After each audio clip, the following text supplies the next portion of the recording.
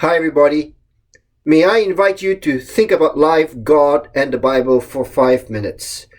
David writes this song before he becomes king. He's running away from King Saul, who wants to kill him. According to 1 Samuel 22, David runs and hides in the cave of Adullam.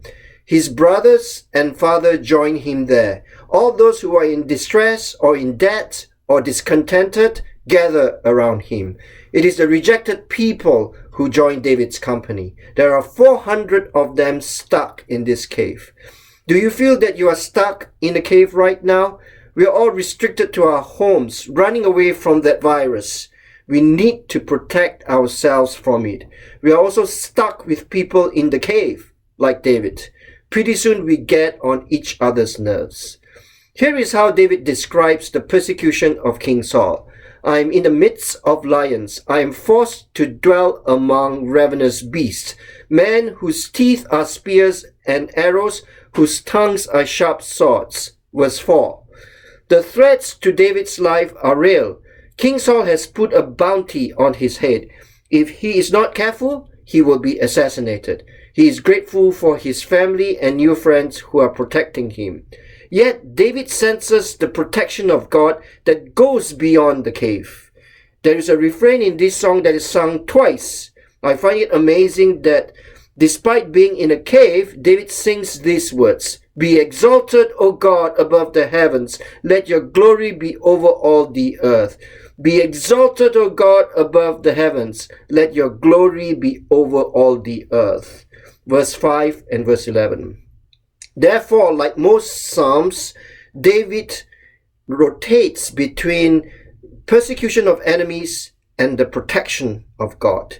1 minute he laments the trouble he faces from the people who want to kill him, and then in the next minute he gives glory to God. 1 minute he cries out to God in desperation, the next minute he takes refuge in the shadow of God's wings. This is life.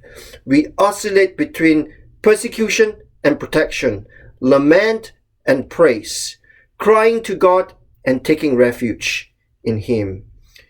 In some ways, Psalm 57 is typical of most of David's Psalms of lament. Have mercy on me, have mercy on me. David starts with this cry to God. He then processes his situation before God, rotating between lament and praise. Eventually, he finds resolution in God's salvation. Learn from David. Hang in there. Keep praying. Keep crying out to God. Keep praising Him. Eventually, you will get there. We speak to God through the Psalms. God speaks to us through the Psalms. I welcome you to pray through Psalm 57 with me. Psalm 57, a psalm of David, New International Version. Have mercy on me, my God, have mercy on me, for in you I take refuge. I will take refuge in the shadow of your wings until the disaster has passed. I cry out to God Most High, to God who vindicates me. He sends from heaven and saves me, rebuking those who hotly persecute me. God sends forth His love and His faithfulness. I am in the midst of lions. I am forced to dwell among ravenous beasts, men whose teeth are spears and arrows, whose tongues are sharp swords. Be exalted, O God, above the heavens. Let your glory be over all the earth. They spread a net for my feet. I bowed down in distress. They dug a pit in my path, but they have fallen into it themselves. My heart, O God, is steadfast. My heart is steadfast. I will sing and make music. Awake, my soul, awake, harp and lyre. I will awaken the dawn.